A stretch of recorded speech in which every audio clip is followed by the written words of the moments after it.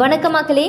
கல்லீரல் பாதிக்கப்படுவதற்கான அறிகுறிகளை பற்றி இந்த ஒரு பதிவில் நான் உங்களுக்கு தெளிவாக சொல்ல போகிறேன்.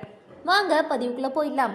அதை பார்க்குறதுக்கு முன்னாடி நம்மளுடைய சேனலை நீங்கள் இப்போ தான் ஃபஸ்ட் டைம் பார்க்குறீங்க அப்படின்னு சொன்னால் மறக்காமல் சப்ஸ்கிரைப் பண்ணிவிட்டு சைடில் இருக்கக்கூடிய பெல் பட்டனை கிளிக் பண்ணி ஆல் அப்படின்ற ஆப்ஷனை செட் பண்ணி வச்சுக்கிட்டீங்க அப்படின்னா நான் போடக்கூடிய தகவல்கள், அற்புதமான விஷயங்கள் உங்களுக்கு நோட்டிஃபிகேஷனோட அடிக்கடி வந்துடும். தொடர்ந்து பார்க்கலாம்.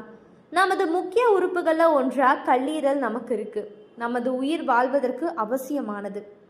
இரத்தத்திலிருந்து நச்சுகளை வடிகட்டுதல், இரத்த கொழுப்பை கட்டுப்படுத்துதல், இந்த மாதிரியான பல முக்கியமான வேலையை கல்லீரல் செய்து. இது பித்தத்தை உற்பத்தி செய்து உணவு கொழுப்பை ஜீரணிக்க உதவக்கூடிய ஒரு திரவம். ஸோ கல்லீரலை ஆரோக்கியமாக பாதுகாத்துக்கணுன்ற ஒரு நிறையவே நல்ல விஷயங்கள் நமக்கு தோணும். ஆனால் ஒரு சில விஷயங்களால் கல்லீரல் பாதிக்கப்படுது. அப்படி என்ன மாதிரியான அறிகுறிகள் தென்பட்டால் நம்மளுடைய கல்லீரலை நம்ம பாதுகாக்க வேணும் அப்படின்னு சொல்லிட்டு நான் உங்களுக்கு சொல்ல போகிறேன். ஸோ முதல் விஷயம், கல்லீரல் பார்த்திங்கன்னா பாதிக்கப்படுறதுக்கான முக்கிய காரணமே ஆல்கஹால். ஸோ ஆல்கஹாலால் கல்லீரல் நோய் ஏற்படுது. அதிகப்படியாக மது அருந்துவதனால கல்லீரலில் காயம், வீக்கம் இல்லைனா வடுக்கல் இந்த மாதிரியான ஏற்படக்கூடிய நிலை ஏற்படுது. ஸோ பெரும்பாலும் போதைப் பொருள் அதிகப்படியான காரணமாக ஏற்படுது. இது பார்த்திங்கன்னா கல்லீரலில் அலர்ஜி போன்ற பிரச்சனைகளை ஏற்படுது. புற்றுநோய் மற்றொரு உறுப்பு அல்லது உடலில் ஒரு பகுதியில் உருவாகுது. ஆனால் கல்லீரலுக்கும் இது பரவுது. ஸோ உடலில் எந்த ஒரு பகுதியில் புற்றுநோய் ஏற்பட்டாலும் அது கல்லீரலுக்கு பரவுது அப்படின்ற மாதிரியான தகவல்கள் நம்ம தெரிஞ்சுக்கணும். ஸோ குடிப்பழக்கம் இல்லைனா வளர்சிதை மாற்று நோய்க்குறியுடன் தொடர்புடையது கொழுப்பு கல்லீரல் நோய். ஸோ இந்த மாதிரியான பிரச்சனைகள்லாம் தொடர்ந்து ஏற்படுறதுனால கல்லீரலில் பார்த்திங்கன்னா பாதிக்கப்படுறதுக்கான காரணங்களாக இதெல்லாம் சொல்கிறாங்க. அதனால் நம்ம இந்த மாதிரியான விஷயங்கள்லாம் செய்யறதுக்கு முன்னாடி நம்மளுடைய கல்லீரல் பாதிக்கப்படும் அப்படின்ற மாதிரி நம்ம தெரிஞ்சுக்கணும்.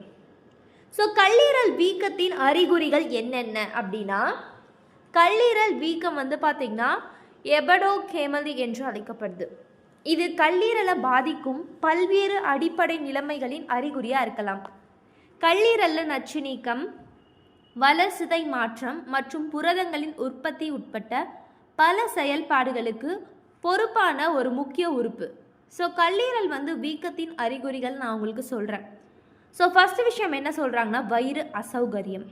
அடி வயிற்றில் மேல் வலது பக்கத்தில் வலி இல்லைன்னா அசௌகரியம் கல்லீரலுடைய வீக்கத்தை குறிக்கலாம். ஸோ முழுமையான உணர்வு, அதாவது கல்லீரல் பெரிதாகி சுற்றியுள்ள உறுப்புகளுக்கு எதிராக அழுத்தும் போது வயிற்று பகுதியில் முழுமை அல்லது வீக்கம் ஏற்படலாம்.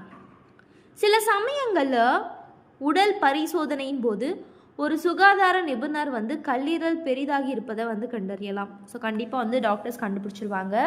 தோல் மற்றும் கண்களில் மஞ்சள் நிறமாதல், அதாவது மஞ்சள் காமாலை மாதிரி கல்லீரல் வீக்கம் ஏற்படுவது பித்த ஓட்டத்தை பாதிக்கும். ஸோ தடை செய்யும் அப்படின்றதுனால மஞ்சள் காமாலை போன்ற காரணங்கள் கூட ஏற்படுது. அதுக்கப்புறம் பலவீனமான கல்லீரல் செயல்பாடு காரணமாக பொதுவாக சோர்வு, பலவீனம் இந்த மாதிரியான பிரச்சனைகள்லாம் ஏற்படலாம். சில நபர்களுடன் தொடர்புடைய கல்லீரல் வீக்கம் விரிவாக ஸோ எடை இழப்புக்கு பார்த்திங்கன்னா வழிவகுக்கும். அந்த வீக்கத்தின் வெளிப்பாடாக எடை இழப்புன்றது ஏற்படுமா. ஸோ கல்லீரல் மட்டும் வீங்கி போய் உடல் எடை மெலிஞ்சிருச்சுன்னா எப்படி இருக்கும் சொல்லுங்கள். ஸோ இந்த மாதிரியான அறிகுறிகள் தென்படலாம். கல்லீரல் செயலிழப்பு திரவம் தக்க வைக்க வழிவகுத்தா கால்கள் மற்றும் வயிற்றில் வீக்கம் ஏற்படலாம். ஸோ அது மட்டும் கிடையாது, மேம்பட்ட கல்லீரல் நோய் பார்த்திங்கன்னா நம்மளை பல பேருக்கு ஏற்படுறதுக்கான காரணமே தேவையில்லாத விஷயங்கள், தேவையில்லாத நம்ம செயல்களை செய்கிறது.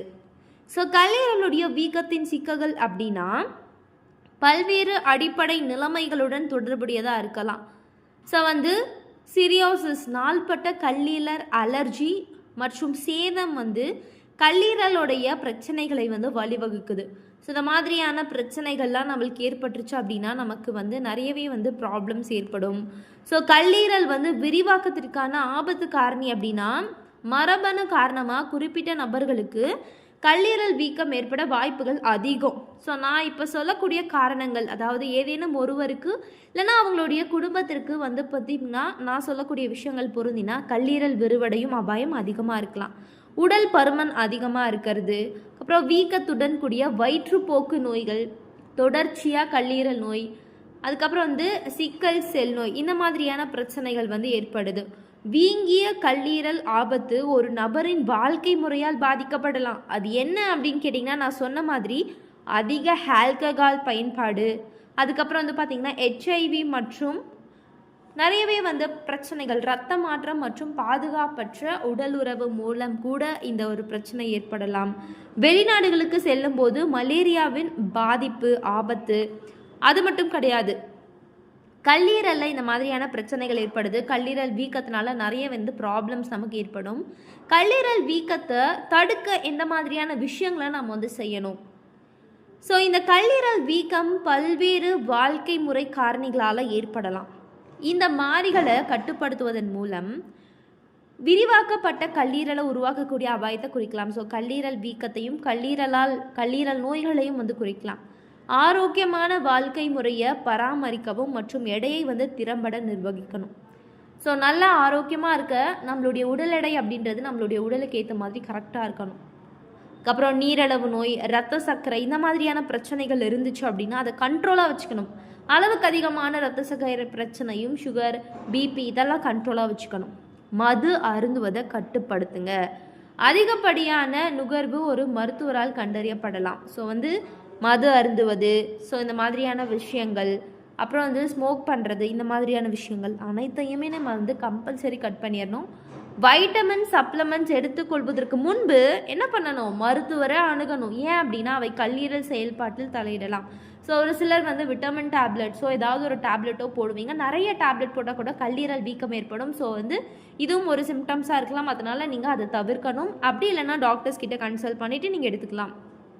எந்த ஒரு மூலிகை சப்ளிமெண்ட்ஸையும் பயன்படுத்துவதற்கு முன்பு மருத்துவ ஆலோசனையை வந்து பெறவும். கவலை எதிர்ப்பு, கொழுப்பை எரிப்பது, இல்லைனா வந்து தசையை கட்டி எழுப்பும் மருந்துகளாக வந்து விற்பனை செய்யப்படும் பல மூலிகைகள்லாம் இருக்குது. ஸோ வந்து ஒரு சில மூலிகைகள் சாப்பிட்டா வயிறு குறைஞ்சிரும், தொப்பை இல்லாமல் போயிடும், இந்த மாதிரியான விஷயங்கள்லாம் வந்து நிறைய மூலிகை இருக்குது. ஸோ இதெல்லாம் நம்ம அவாய்ட் பண்ணணும். கரெக்டான கைடன்ஸ் இல்லாமல் ஒரு விஷயத்தை நம்ம எடுத்துக்க கூடாது. ஏதேனும் காரணத்திற்காக வீக்கம் இல்லைனா வலி ஏற்பட்டால் உங்களுடைய கல்லீரலை பரிசோதித்து கொள்ளுங்க. ஸோ பயப்பட வேண்டிய அவசியம் கிடையாது. ஸோ இந்த மாதிரியான தீவிரமான அறிகுறிகள் இருந்தால் கூட மருத்துவரை உடனே நம்ம வந்து நாடி செல்லணும். ஸோ தொடர்ந்து காய்ச்சல் இருக்குது, குழப்பம் இல்லைனா வந்து திசை திருப்பல், பலவீனம் மற்றும் தலை சுற்றல் உணர்வுகள், மஞ்சள் காமாலை எனப்படக்கூடிய கண் அல்லது தோல் வந்து மஞ்சள் நிறமாக மாறுவது. ஸோ நான் இந்த ஒரு பதிவில் சொன்ன அறிகுறிகள் உங்களுக்கு இருந்துச்சு அப்படின்னா கல்லீரல் வீக்கம், கல்லீரல் தொடர்பான பிரச்சனைகள் ஏற்பட போது. எனவே மக்களே பயப்பட தேவையில்ல. நான் சொல்லக்கூடிய விஷயங்கள் யாரெல்லாம் வந்து பண்ணுறீங்களோ அதை இனிமேல் வந்து அவாய்ட் பண்ணிவிட்டு ஸோ கரெக்டாக நம்ம டாக்டர்ஸ் கிட்ட நம்ம கன்சல்ட் பண்ணிவிட்டு ஆரோக்கியமாக வாழலாம். எனவே மக்களே இந்த மாதிரியான சிம்டம்ஸ் இருக்கிறவங்க போய் பார்த்துக்கலாம். இது போன்ற முக்கியமான தகவல்கள், ஆரோக்கியமான விஷயங்கள் நீங்கள் தொடர்ந்து கேட்கணும் பார்க்கணும் அப்படின்னு ஆசைப்பட்டீங்கன்னா நம்மளுடைய சேனலை மறக்காமல் சப்ஸ்கிரைப் பண்ணிவிட்டு சைடில் இருக்கக்கூடிய பெல் பட்டனை கிளிக் பண்ணி ஆல் அப்படின்ற ஆப்ஷனை செட் பண்ணி வச்சுக்கோங்க. தொடர்ந்து பாருங்கள், ஆரோக்கியமாக இருங்க. நன்றி, வணக்கம்.